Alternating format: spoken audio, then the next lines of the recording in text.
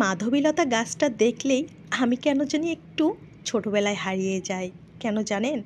কারণ এই গাছটা আমার দাদু বাড়িতে ছিল, আর দাদা দাদির স্মৃতি তখনই ভেসে ওঠে। কেমন আছেন সবাই? ওয়েলকাম করছি সঞ্জু টুকিটাকি থেকে। এই তো দেখেন, একটা পলিথিনের গিট্টুই খুলতে পারছি না। আমরা মহিলা মানুষ, আমাদের ধৈর্য কত কম। এত কম ধৈর্য নিয়ে কাজ করলে চলবে? এই তো আরিশার বাবার একটা প্যান্টে আমি রং লাগিয়ে ফেলেছিলাম, তাই রংটা তোলার জন্য অনেক চেষ্টা করলাম, কোনোভাবে সফল হতে পারলাম না। কেমন আছেন আপনারা? আমরা তো আপনাদের দোয়ায় আলহামদুলিল্লাহ ভালোই আছি। দেখতেই পারছেন আমি আপ্রাণ চেষ্টা করে যাচ্ছি, কারণ কিছুদিন আগেও আমি আরিশার বাবার একটা প্যান্ট অলরেডি নষ্ট করেছি, আবার আরেকটা। এই তো সন্ধ্যাবেলা মেয়ের জন্য কিচেনে চলে এসেছি চিকেন ফ্রাই আর আলু এগুলো ভাজি করার জন্য। মেয়ে আবার চিকেন ছাড়া খেতেই চায় না, ভাতের সাথে হোক নাস্তায় হোক চিকেনটা একটু দিলে সে মোটামুটি একটু খেয়ে নেয়, কিন্তু অন্য কোনো নাস্তা কিংবা ভাত কিছুই দিলেই খাবে না।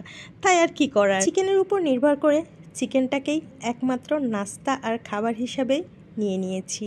এই তো আমার চিকেনটা অলরেডি ডান হয়ে গেছে, আর এভাবেই আমি কিন্তু খুব কম মশলা ইউজ করেই চিকেন আলু ভাজি করে দিই।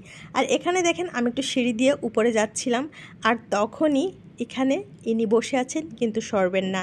আর আমার ড্রেসিং টেবিলের সব জিনিসগুলো আমি একটু নামিয়ে রেখেছি, কারণ আরিশা সব কিছু হাতে নাগালে এসে গেছে, তাই সে যখন যেটা ইচ্ছা হয় তখন সেটা নিয়ে তার মতো করে ইউজ করে, তাই একটু অন্যভাবে অর্গানাইজ করার চেষ্টা করছি। আর এই তো এখন আমি চলে এসেছি কিচেনে আমাদের খাবার দাবার রান্না করার জন্য। আমি চিংড়ি মাছ দিয়ে লাউ রান্না করব। চিংড়ি মাছ দিয়ে লাউ রান্নাটা কিন্তু অনেক বেশি মজার একটা সবজি। আর এই তো আমার অলরেডি চিংড়ি লাউ হয়ে গেছে। তারপরে রান্না করছি আরেকটা মাছ। এই মাছটার নাম আমি জানি না, তো মাছটা খেতে অনেক বেশি সুস্বাদু।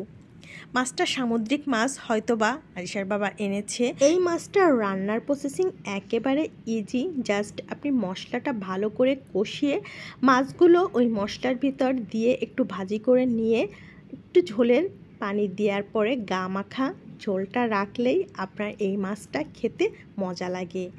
আমি কিন্তু মাঝে মধ্যেই এই মাছটা রান্না করি।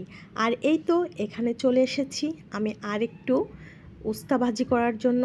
উস্তাটা আমার ভীষণ পছন্দের। চিংড়ি আর উস্তা যদি একসাথে হয় সেদিন তো আমি অন্য কোনো দিকেই যাব না, শুধু চিংড়ি আর উস্তা দিয়েই আমি খেয়ে নেব।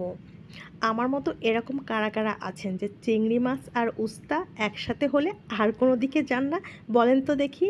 তারপরে রান্না করছি মূলা তরকারি। মূলা তরকারি অনেকেই পছন্দ করে না, কিন্তু আমার এটা ভীষণ পছন্দের। আমার কিছু উদ্ভট খাবার পছন্দ হয়, যেটা কি না অনেকেই পছন্দ করে না। আর এই তো দেখেন আমার মূলা তরকারিটাও কিন্তু অলরেডি ডান। এটাতেও চিংড়ি মাছ আছে। চিংড়ি মাছ দিলে যে কোনো সবজি অনেক মজা লাগে। কথা হচ্ছে নেক্সট ভিডিওতে। আসসালামু আলাইকুম, ধন্যবাদ।